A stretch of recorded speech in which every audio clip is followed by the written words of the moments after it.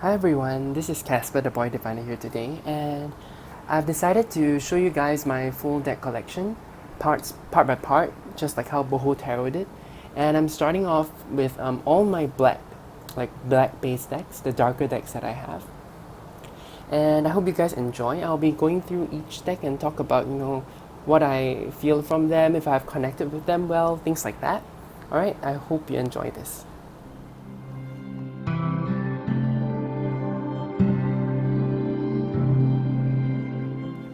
Alright, so the first deck I want to show you guys is the Wild Unknown Tarot. This is not a deck that is any surprise to anyone. I kind of put it as my black base deck because a lot of the cards you see, they are really dark with splashes of color like this. The deck is beautiful, and this deck was the one that introduced me to how good cardstock should feel. I really enjoy this cardstock and how matte it is. I haven't used it in a while because, to be honest, it wasn't super useful in my learning journey because some of the cards were a little too minimalistic, like this one. Like, I wouldn't say it's a pip deck, but I wouldn't say it's a RWS deck either. If you take a closer look at the deck, it seems like it's a bit of thought, a bit of everything. All right. But what I really enjoy about this deck is that it's the lack of human beings, because sometimes humans are so hard to read. And yeah, it's a really good deck. One of my, what would you call it? Maybe one of my seminal decks, the decks that kind of woke me up and made me realize that tarot can be so much more than just pretty pictures on cards. It's because the previous decks before this were that I got were the RWS and the Line Strider. Both of them, while pretty, did not, kind of wake me up, and this deck did. I think this deck did that a lot for a lot of people. All right. I do recommend this deck still because I don't think it's too expensive, and it's really worth at least experiencing. You see. So yeah, it shuffles really nicely. Alright. The next deck that I want to show you guys is the Marigold Tarot. Alright. So I backed this deck when I was pretty early in my deck collection. And I really like the images in the Marigold Tarot, really, and I love the cardstock. It's a linen finish, and I love the ink. Alright. But I really enjoyed the deck and I also etched it myself. Alright? But there's something about it that stops me from reading it. It's kind of a pip deck, and the creator did say that this deck is RWS based. I'm gonna take this white thing away. Alright, but I don't know, I find it so hard to connect the images with the RWS meanings. I wish she just made up the meanings herself, or because basically I do want to respect the creator's intentions, firstly, and secondly, I find it a bit uncomfortable reading intuitively when there is supposed to be another meaning to it. And this card that just popped up, really talks about that. Alright, the Eight of Wands is a card about action, a card about movement. But seeing this card, it's so boxed up, and I don't feel that energy of movement to it. I have a feeling she wrote a great guidebook, and I think all these are olives or something, and they grow really fast. But for a person who is not familiar with botanics, this is not helpful to me. All right, the Seven of Swords, Strength. This is beautiful. I do still want to give this deck a go. I still want to try to work with it in my weekly deck work videos. But part of me wants to give it up and just, maybe pass it on secondhand, sell it to someone who might connect with it better. But, when I say things like that, my heart hurts. I feel like wow, look at this imagery. And look at this one. I generally like the swords better in this deck, not so much the wands. I feel like the wands and the rings kind of are the lower points for me. So basically, this is a deck collection. I just want to do a show and tell, but all these thoughts are coming up, and I'm just ready to speak out on it now. For example, so many of the deck is skeletons, which I love, and then there are full-fleshed hands in the rings, and I feel a bit lost when I see things like that. And I guess one of the reasons why I don't like the wand suit is because of all the correspondences with all the plants. So if you do work with plants, I think this would be a better deck for you, right? But you see, I love the sword suit. This is so perfect. And then you see hands again. I like the cups because they're the skulls, but again, the cups are very pip-like, so it's really difficult to read, especially if you're a new joiner to the tarot community or tarot reading. So when I got this deck, I was pretty new, and I have not used this deck for months.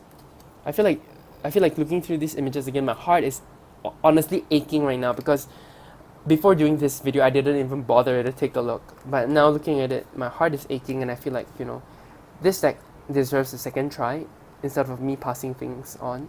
To be honest, I haven't passed any decks on much, and I'm still figuring out how's the best way to sell a deck or to pass it on. I'm still thinking about that. If any one of you have any suggestions on how someone in Asia can do that, please let me know. Alright, yeah, so beautiful.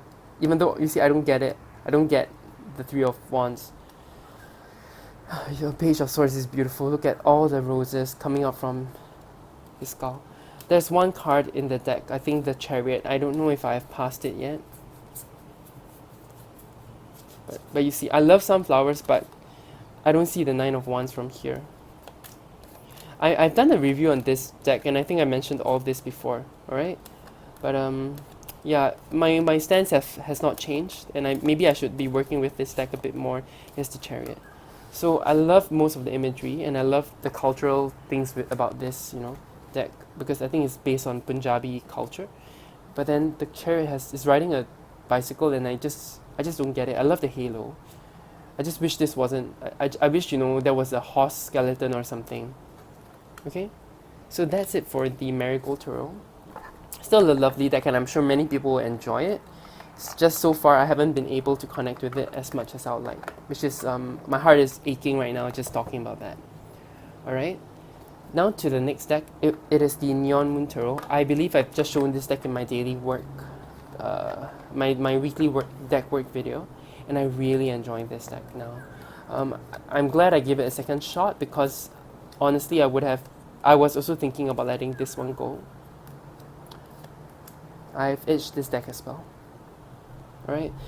But things like that makes me feel a bit difficult. Sometimes I feel like I'm torn, because this is the sun. It's meant to be happiness, radiating happiness, and yet this is false happiness. So should I read it as a false happiness, or should I read it as a, Yeah, and then I talked about how the suits are all changed, and how the court cards are all changed also. It makes sense with the setting. It's just more difficult to read. But overall, I do really like this deck, alright? And I feel like that 1 week of connecting with this deck did help a lot in my decision to keep this deck. It's just a difficult deck, because basically I mainly use this deck for reading for myself. I don't know how comfortable I am using this. Oh, look at this card. So nice. Reading for other people. And when it's a reversed card, it's sometimes hard to tell what's going on because of how packed these images are. But I do like that idea of crampedness in this dystopian world, and how sometimes it's so super close up. I do enjoy this deck, alright, overall still. Yeah. And the deck itself also has some magical elements, so it's really a cyberpunk world, but with magical elements like this one, you see. There's a laptop, but a waterfall.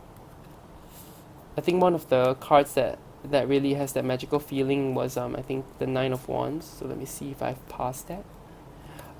For example, this one, summoning things from cans.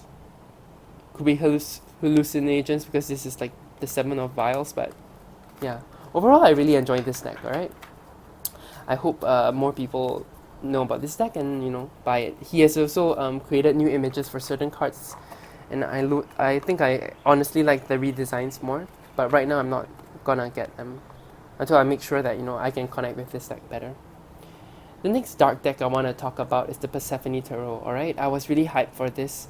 I did a spirit work session with Avalon Cameron, and we talked about Apollo, and this deck was meant to help me with connecting with Apollo. However, I don't know what it is. I just never really felt super connected. Maybe it's just because it's my fault again. I'm not super in tune with Greek mythology. But I really like the characters in this. They're so cute. I have a feeling that I would be better suited to work with the second edition, which has more color. It has a red color. You see, some cards like this one, where it is usually speed. I don't know what I'm seeing here, and she does write it in her guidebook, which is great. The creator is Marissa De La Pena. Yeah, she's really nice. I really like the decks. I think she does the Circle Tarot as well, which is more colorful than this one. But somehow I just never felt super connected with this deck, and part of me feels like also passing this deck on. This is the first edition, so I think it's OOP right now, out of print. But you know, I just, maybe it's just because the second edition also is a matte. You see, I love this card. It's so ingenious to think about a woman king. I love that. So there are surprises like this in the deck that I really enjoy, and then there are some cards that I don't really get, like this one. All right, Medusa, beautiful. I love Medusa as the hermit. So my heart is aching again, just because, you know, I have not worked with this deck for a while, and I felt like I wasn't connecting to it, and thinking about giving it away, or not giving away, but selling it away, because, you know, this is the OOP deck. I believe people might be willing to pay more for a rarer deck like such. So you see, the Nine of Wands makes me think of the Ten of Wands. These are the things that make me sometimes feel confused. Look at this imagery. Gorgeous. Apollo, the reason why I got this deck. The thing about glossy black decks, I don't know if you saw that in the Neon Moon Tarot as well, but there are like white markings all the time. It might be because I'm living in a humid climate, but it bugs me, and that's partly why I don't know. Yeah. But I wish maybe I should give this deck another go, another try, before, you know, officially putting it up for sale, because I don't know if my heart can take giving it away. Diana is gorgeous. Look at this imagery. Look at the Page of Cups flying out of a cup.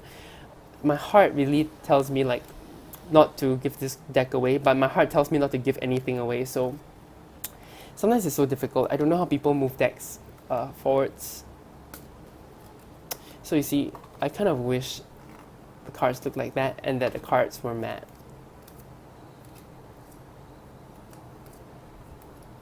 Alright, but right now my heart is telling me to give this deck another go, so that's what I'll be doing. Hopefully, if my current deck calls me to use this deck, I will do my best. Alright?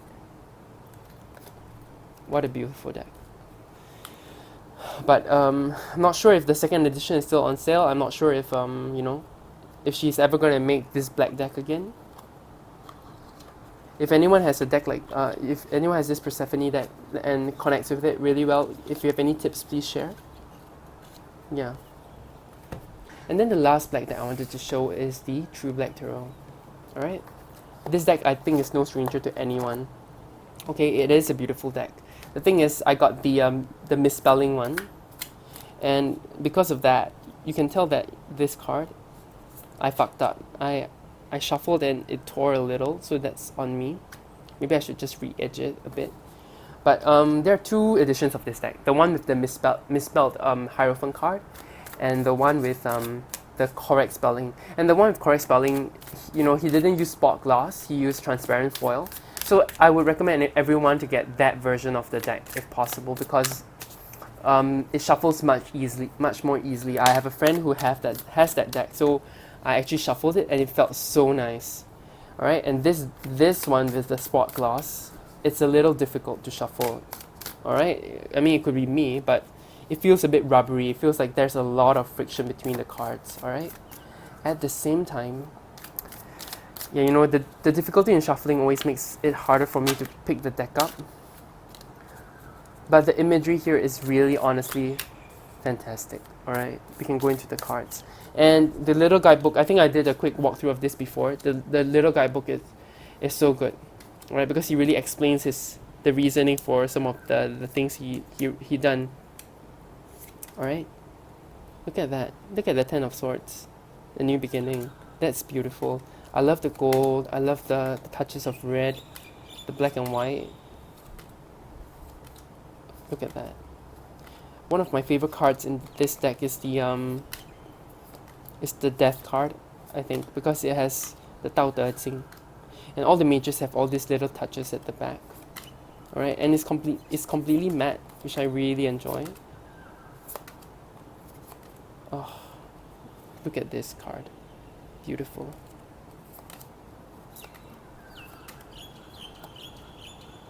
Look at strength with that serpent. Really, he made a... Oh, this deck is beautiful, and I want to work with it more. Just that working with one deck at each time is while it helps me connect with the deck better, I sometimes miss, you know, using decks like this. Yeah, beautiful deck. Okay, I really hope you enjoyed me showing you all my darker black decks. Let me know if you want to know more or see something in detail or hear something, my opinion about any of these decks, and I'll be more than happy to do so, okay? You guys have a great rest of the day. You take care. Bye!